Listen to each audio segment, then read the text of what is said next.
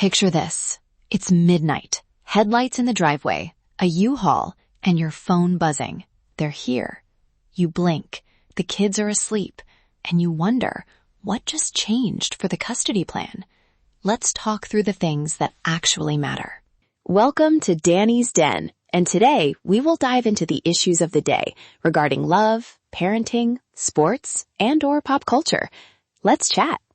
In the next 10 minutes, I'll give you a court-aware checklist, the real legal risks when someone starts living with you, simple phrases to introduce a partner to the kids, what to record if you're worried about custody, and a quick plan to keep game days predictable so the kids feel secure.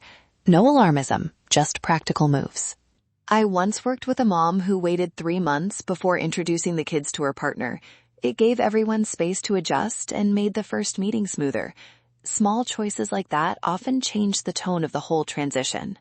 Okay, quick reality check. Courts don't flip custody because someone sleeps on the couch. They care about safety and stability. So if the partner is violent, using substances around the kids, or wrecking routines, that matters. But a new name on the lease? Usually not. Keep that distinction clear. That said, the nuance matters. In some jurisdictions or under certain orders, cohabitation can be a threaded issue. And if a partner establishes a controlling presence, interferes with parenting time, or creates unsafe situations, judges will look closely. Imagine if the partner shows up intoxicated, or there are repeated late-night arguments in the house. Those are concrete red flags. Check local rules, and when in doubt, talk to a family lawyer. Safety first, always. If there's any threat of domestic violence, stalking, threatening behavior, or criminal conduct, get to a safe place and contact local resources or law enforcement. That isn't negotiable. Legal strategy comes second to safety. If you need help finding local services, a crisis line or shelter can point you to immediate support. Listen, assuming safety isn't the issue, plan the intro. Don't rush a full move-in. Let the relationship show consistency, routine dates, dependable behavior, a few months of steady interaction before you upend the household. Kids need predictability more than grand gestures.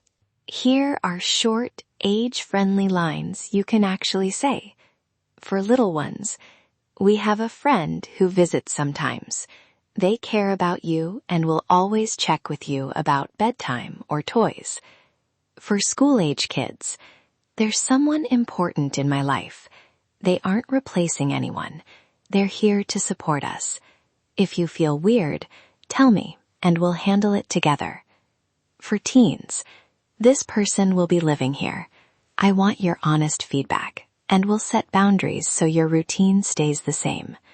Reassure routine and invite their voice. Look, documentation isn't about paranoia, it's about clarity. Keep a private log. Dates someone stayed overnight, concerning incidents, who saw what, and any messages that matter. Short, factual entries. Date, time, one-line description. Don't editorialize. If you ever need to show a judge a timeline, clean facts beat hearsay every time. Also preserve communications. If you told your co-parent about the living arrangement, save that text or email. If they object and you responded calmly, that paper trail shows you acted in good faith. A cooperative tone documented in writing goes a long way. When it's time to tell your co-parent, try this. I wanted to let you know that partner's name and I are planning to share the home. Our priority is the kids' routine and safety. We don't want this to change your time with them, and I'm open to discussing boundaries around overnight stays or visits. Offer collaboration. Would you like to set some ground rules together about notice for guests? And keep the focus on the children, not on defending your relationship. If your ex pushes back, stay calm.